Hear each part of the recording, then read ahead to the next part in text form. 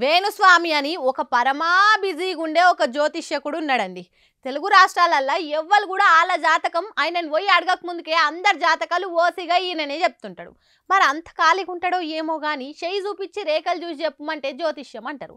అడగక ముందే అడ్డగోలుగా ఈళ్ళకి ఇట్లా అవుతుంది వాళ్ళకి అట్లా అవుతుంది అని చెప్పేటోళ్ళను ఏమంటారో మీరే కామెంట్లో పెట్టురు. మరి ఈ వేణుస్వామి ఏందో ఆయన కథ ఏందో ఎవ్వరికి అర్థం కాదు. అన్నిట్లా నేనే ముందుగాలంటాడు. జ్యోతిష్యం అనేది ఇప్పుడు బిజినెస్ అయిపోయింది. ఎవ్వరు కాల్ పబ్లిసిటీ చేసుకుంటే తప్పులేదు గాని ఈ వేణుస్వామి లెక్క ఎవ్వరు కూడా పబ్లిసిటీ చేసుకోలేరు. రాజకీయ లీడర్లు సినిమాల జాతకాల గురించి వాళ్ళంతా పోయి ఈయన చేయి చూపెట్టి మరి అడిగినట్టు ఆయన జాతకాలు చెప్తుంటాడు. చంద్రాలు ఓడిపోతాడు, సమంత్ ఇడిపోతది, కేసీఆర్ గెలుస్తాడు, ప్రభాస్ కు రోగం వస్తది, రాహుల్ గాంధీకి పెండ్లి కాదు, మహేష్ బాబుకు ఒట్ట పెరుగుతది, పలానా హీరోయిన్ కుక్క పిల్లకు 12 కుక్క పిల్లలు పుడతాయి, పవన్ కళ్యాణ్ ఫామ్ హౌస్ లో ఆవు సూడు గట్టి కోలాగా పుడుతుందని ఇట్లా ఆయనకాయన్ని వాళ్ళంతా ఏదో ఈయన అడిగినట్టు చెప్పుకుంటా పోతాడు. ఆయన చెప్పినవి ఎన్నో సార్లు ఫెయిల్ అయినాయి. అప్పుడు మాత్రం అన్ని మూసుకొని ఊకుంటాడు. గదే ఆయన చెప్పింది ఏదైనా జరిగితే మాత్రం అగో నేను అప్పుడే చెప్పినా కదా అని ఖాతాలు వేసుకుంటాడు. చెప్పింది జరిగితే ఆయన ఖాతాలా, జరగకపోతే సోషల్ మీడియా ఖాతాలు వేసి సైలెంట్ అయిపోతాడు. ఇప్పుడు కూడా గంతే. కవితకు అరెస్ట్ అవుతుందని నేను ఎప్పుడో చెప్పినా అనుకుంటా ముంగట్టుకొచ్చిండు. పోకిరిలా అలి అన్నట్టు